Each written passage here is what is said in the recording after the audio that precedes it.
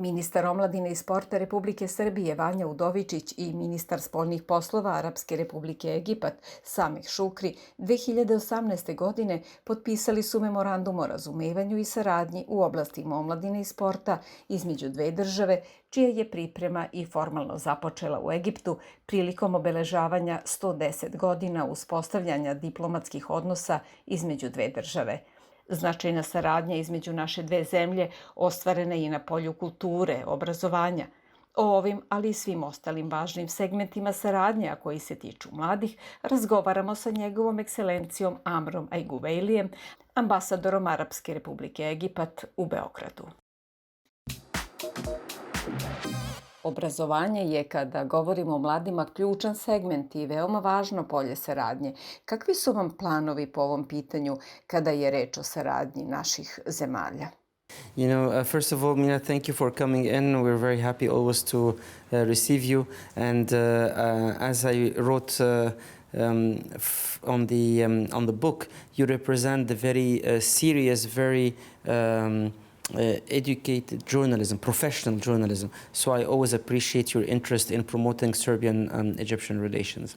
And the question that you ask is a very pertinent one, because as you know, Egypt and Serbia have a very solid friendship, historical friendship that goes. This year we celebrate 112 years of diplomatic relations between the countries, and the relations have been very close, have been very constructive historically. And of course, during the 50s and the 60s, Egypt and Serbia were the leaders of the non-aligned movement. But this is the historical part. And that is why, since I came 2 years ago, now it's almost 2.5 years ago, I took it as a commitment to cement, to strengthen, to enhance the future of the relations between the two countries. And this future depends on youth, because youth of today are the leaders of tomorrow. Youth became then a pillar of the work of this embassy in the last 2.5 years. I'm glad that in November of 2018 we actually signed a memorandum of cooperation between the two ministries of youth and sport, and that memorandum was signed at the occasion of the visit of the foreign minister of Egypt to Belgrade, the first visit at that time probably in 10 years. So it shows that even when the foreign minister comes, who is the chief of the Egyptian diplomacy, he also dedicated his time to sign the youth cooperation and sports cooperation memorandum. But you know what also he signed when he was here? He signed a memorandum of cooperation between the Institute of Diplomatic Studies of Egypt and the Diplomatic Academy of Serbia. These are also youth. They're youth, of course, they're more junior because they're diplomats, but they're also the future. So to me, youth and juniors were a priority for the work of this embassy. Why? Because it helps bring the historical friendship onto a future friendship. Segment kulturne razmene je također primaran za vas i u tom domenu imamo veoma dobre rezultate. Mladi umetnici iz Egipta, muzička, horska trupa, balet, pisci iz Egipta bili su gosti Srbije. Podsjetimo se malo tih kulturnih događaja. Thank you also, Mila, for asking that question, because I always say, I just told you that I am learning Serbian, right? At a very beginner's level, but I'm learning. We may speak Arabic in Egypt, you may speak Serbian in Serbia. We try to learn each other's language. I'm trying to learn Serbian. Milena is a perfect classical Arabic speaker, so this is important. But there is one language that we speak, and that is common, and that is the language of culture. Because when you look at this painting, you appreciate it, be it Egyptian or Serbian. So paintings is a common language. Theater is a common language. Music is a common language. Dance is a common language. all types of arts and culture are a common language. And that is why also that the embassy devoted, probably in the first year since I came in here, much of its work to bringing the cultural institutions of both Egypt and of Serbia closer together. And this was culminated, it became actually the highest manifestation when the Minister of Culture of Egypt, Dr. Ines Abdeldaim, came to Belgrade for the first time also. And she came to Belgrade on the occasion of participation of Egypt as guest of honor in the Belgrade book fair, in the Knjiga Sajam, for the first time in 64 years. And when she came here, she had a large delegation accompanying her, a delegation of novelists, and writers, a delegation of film directors, a delegation of theater producers, and of course a delegation of publishers. And she met with the Minister of Culture and Media of Serbia. She also visited Novi Sad, because Novi Sad will be the cultural capital of Europe in a year's time. And all of this is strengthening the pillar of culture as a cooperation between the two countries. And maybe I'll share with you, the first time I share on TV, that we have a number of additional memorandums of cooperation that are now ready for signature. One of them is with our neighbor. You know, the embassy is in the beautiful district of Senjak, Dedinja of Belgrade, a beautiful district. Next door neighbor to us is the Museum of African Art. It's the only museum of African art in the Balkans and in South and East Europe. And finally, we have finalized a memorandum of cooperation between the Museum of African Art in Serbia, in Belgrade, Serbia, and the National Museum of Egyptian Civilization. And this is ready now for signature whenever we exchange visits again after this challenging COVID-19 pandemic. There is a very strong interest in promoting cultural cooperation between the two countries through the exchange of artists in the different field, but also through memorandums of cooperation, memorandums of understanding. Your question also included an important dimension, which is young artists. Right? And I'm glad to say that within the cooperation on youth, but also within the cooperation on culture, we have had 3 or 4 Serbian youth delegations to what we call the World Youth Forum, which takes place in Sharm el-Sheikh in the beautiful governorate of South Sinai. This is one of the largest youth conferences in the world, if not the largest, that takes place every year. And among them were also a number of young artists and young cultural figures. So the combination of both youth and culture is, I think, a very rich, a very versatile combination that can also bring the two countries closer together. And you know what also, Mila, not only did the embassy devote and dedicate its work to bringing in Egyptian culture to Serbia, but we were also very, very happy to bring in Serbian culture to Egypt. For the first time in probably 10, 15 years, or maybe for the first time ever since the modern Republic of Serbia, a dance troupe or a music troupe from Serbia went to Egypt, to Aswan, to one of the most beautiful cities in Egypt, one that I'm very much in favor of.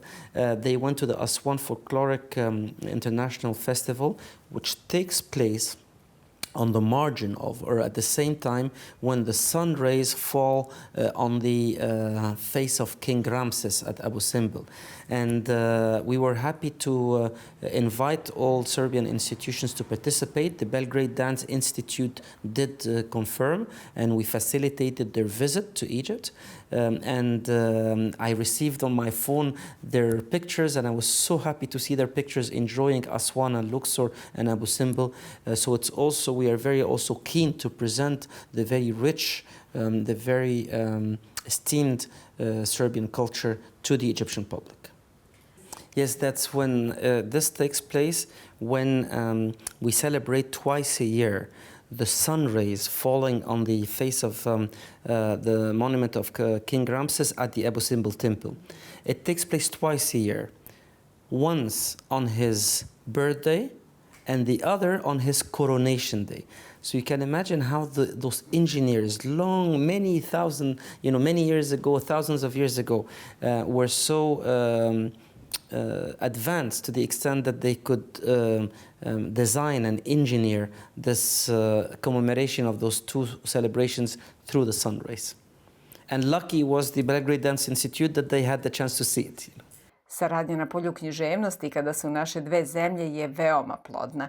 Dokazao je to Međunarodni sajam knjiga održan tokom oktobra prošle godine. Poznato je da imate intenzivnu i plodonosnu saradnju sa mladima studentima arapskog jezika. Kako se ona odvija? Well, we did mention that the participation for the first time as guest of honor to the book fair was a major contribution to bringing the two cultures together. At that occasion, we had 3 Arabic books published, translated to Serbian. One of them is the one you're holding, which is Serbia in the Eyes of Egypt. The other one was Egyptian Queens, the Queens of Egypt, which was translated to Serbian. The third one is actually a poet, an Egyptian poet living in Europe, and it's been translated to Serbian as well. And we were happy that we translated at our expense a book by a very famous Serbian novelist, Madame Liliana. Her film about the genealogy of feminine history of Serbia was translated to Arabic. And now because she was very impressed with this initiative, she is offering to translate a novel by an Egyptian woman novelist to Serbian. I don't think it will be ready for this Siam, in October, but hopefully it will be available soon. So this movement of translation is very, very important because it brings Serbian literature to Egypt. It brings Egyptian literature to Serbia. I'm also glad that Egypt is a founding member and a very active member of the Francophonie, of the Organisation Internationale de la Francophonie. The first Secretary General of the Francophonie was an Egyptian, the late Dr. Boutros Ghali. And that is why Egypt is very proud to be an active contributor to the Francophonie. I have the pleasure, the honor to be the president of the group of Francophone ambassadors, and for the first time ever, at the Siam Kniga of next October, we will have a pavilion, we will have a section dedicated to the Francophonie, to celebrate 50 years on the establishment of the organization, to celebrate that Serbia is now an associate member. So this may not be seen as Egypt-Serbia, but it is in a way, because as we said, Egypt is a very active contributor to the Francophonie world and culture. I hope that this translation movement continues. Through your program, Mila, we invite Serbian publishers to be in touch with us if they are interested in translating Egyptian literature to Serbian. We will do our best to give the copyrights even as much as we can to give them for free or in a way that is supportive to this translation. And our doors are always open here at the embassy. I've been in touch with many publishers in Serbia in this regard, and I invite them to continue to do so. The same thing goes for film, because I always also appreciate films which are based on a novel. So there are a number of films that are based on a novel, and we encourage this also cooperation between novelists from both sides. Speaking about film, we're happy that we're almost finalized also a memorandum of cooperation between the National Film Center of Serbia and between the National Film Center of Egypt. It will be signed when the high-level exchange visits are resumed, hopefully after this COVID-19 measures. So literature is very, very important, and I'm very hopeful that we will continue to receive interest from Serbian publishers to translate literature into the beautiful Serbian language. And you know, the book that is being translated now, the title is very interesting. The title is الشياطين تلهو, the devils are playing. So you can imagine what the book is, and it's by a very famous Egyptian woman novelist. It's being translated by Anna Pavlovic, the founder of the Arabic Cultural Center, and she's the same one actually who translated pro bono my book as well. So through your TV program, we are inviting the watchers to read The Devils Are Playing. Kada je reč o segmentu zapošljavanja mladih, kako i šta se čini u vašoj zemlji na ovom planu? Imate li ideju vezano za razmenu iskustva i prezentaciju primjera dobre prakse u svrhu efikasnijeg zapošljavanja mladih?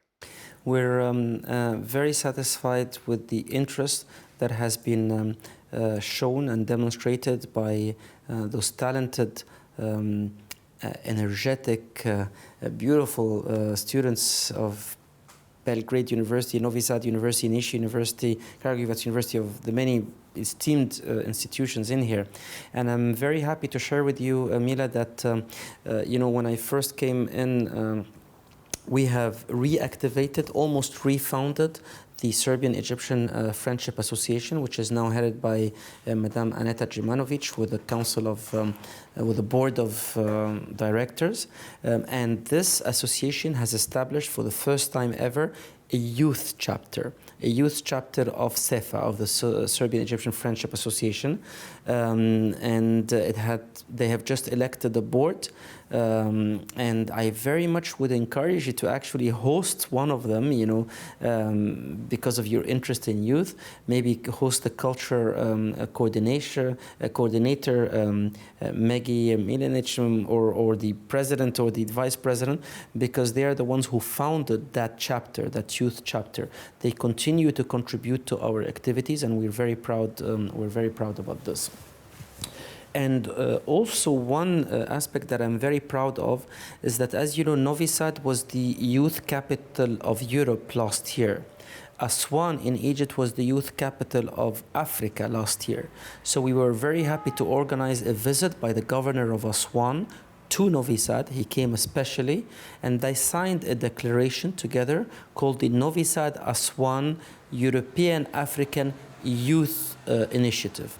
I would hope that this declaration becomes a program of action, becomes a base for future cooperation, especially as I understand that the secretary of the European Youth Capital Association is Serbian.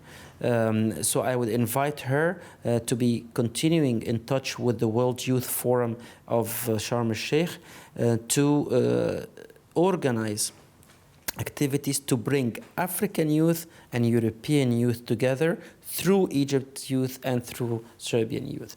So these are two initiatives that I hope will continue to materialize in the future, and maybe the SEFA youth chapter, the youth chapter of the Serbian-Egyptian Friendship Association, can also be a base or a coordinating mechanism for such activities in the future.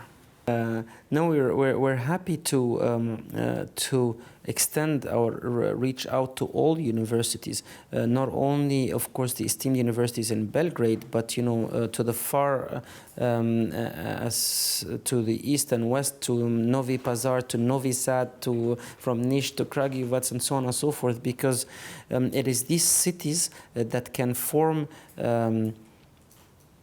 direct relationship between the two people. You know, Belgrade and Cairo, they know each other well, because this is the two capitals of the countries. But it will be important to make people in Egypt aware of cities such as Novi Pazar, such as Novi Sad, such as Užice, and such as Lesko, so on and so forth. And also it will be important to have Serbian public here aware that it's not only Cairo. It is Cairo, it is Aswan, it is El Alamein, it is Mansoura, and so on and so forth. Široka je lepeza mogućnosti saradnje i razmene po pitanju mladih između Egipta i Srbije. Pored pomenutih resora, obrazovanja, zapošljavanja, značajan i veoma perspektivan segment saradnje jeste oblast sporta.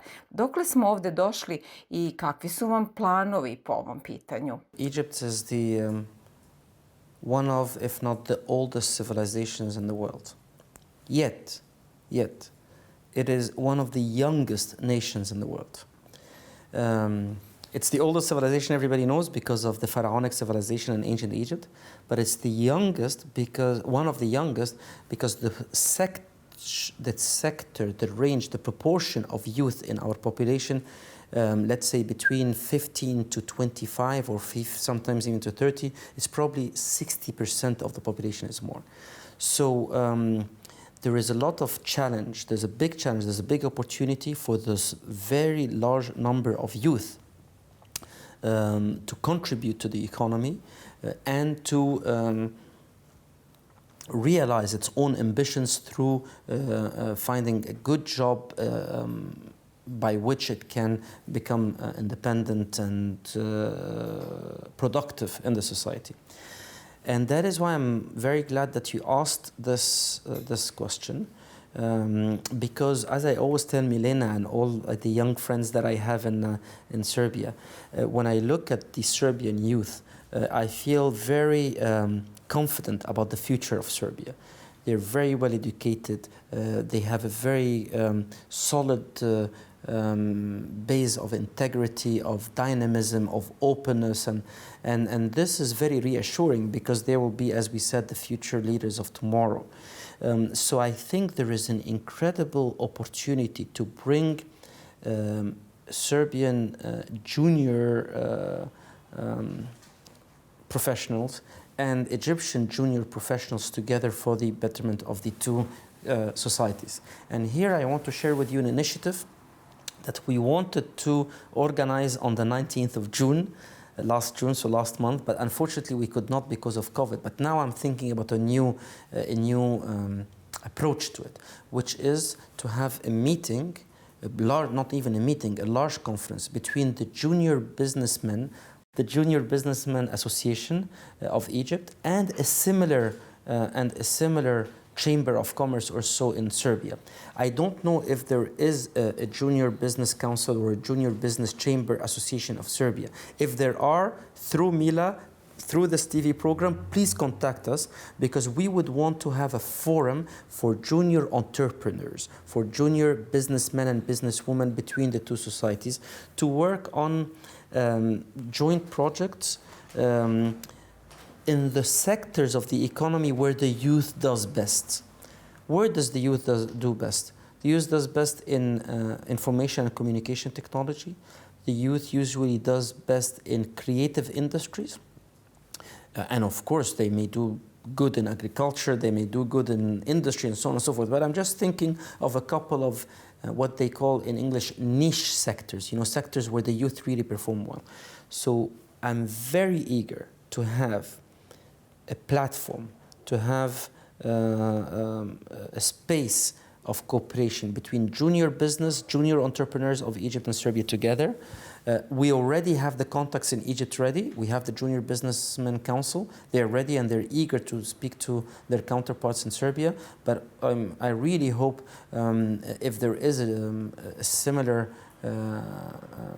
network or if there's a similar base in Serbia to be in contact with. I'll be very, very happy if this takes place sometime around September or October, even if not in-person contact, maybe through a virtual meeting.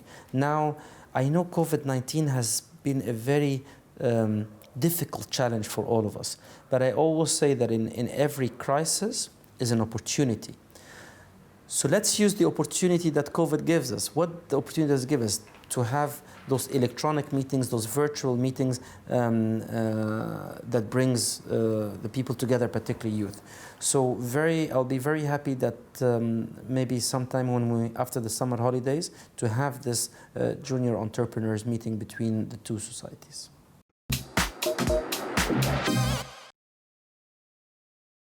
Knjiga o budućnosti Martina Risa svakako spada u jednu od onih pred ili postfuturističkih rasprava gledajući iz perspektive sadašnjeg trenutka o tome šta će se zaista desiti u budućnosti.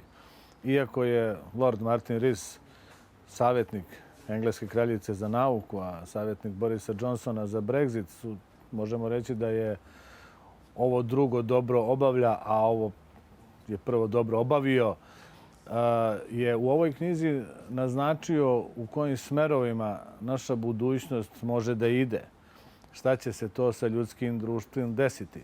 Istini za volju nije predvideo koronu ili nekakvu moguću epidemiju, ali je predvideo sve ono što mi možemo da kažemo da dolazi nakon ovakvih pandemija, nakon ovakvih problema koji se sa ljudskom civilizacijom svakako mogu desiti i koji, naravno, u ovakvim objektivnim i svakim drugim okolnostima nastaju kao nekakva vrsta ne isključivo pandemijske krize, nego krize u koju civilizacija neumitno svojim razvojem, i to jeste nekakva logika sveta u kome živimo, srlja. Naime, Martin Rees u stvari pokušava da objasni šta će se to desiti sutra kada veštačka inteligencija preuzme veći deo onih poslova koje danas rade inteligentni ljudi i da li će se recimo možda poslodavci koji u svojim kartelima ili u svojim firmama imaju puno više veštačke inteligencije morati biti dodatno oporezovani zato da bi se onaj ostatak čovečanstva, nazovimo to i tako, mogao na neki način da izdržava. Naime, o čemu se zaista radi? Lord Rees je predvideo sve mogućnosti kretanja ili sve mogućnosti kraja procesa u kojima ili sa kojima civilizacija ide u budućnost i video je nekakve krajnje moguće scenarije. To je vrlo zanimljivo, budući da smo mi imali jedan razgovor putem video BIM-a sa njim na promociji ove knjige i on je rekao da neke zaista poslove u budućnosti ljudi neće ili neće biti neophodno da rade, ali da će neke druge morati da rade. Vrlo je zanimljivo da su ti drugi poslovi, u stvari poslovi kojima će se ljudi baviti i vezano za brigu o drugim ljudima ili za brigu o biljkama, za brigu sadržinski, ali ovo je sasvim moj komentar, o stvarima koje čine civilizaciju, koje svet čine onakvim kakvim ga mi poznajemo.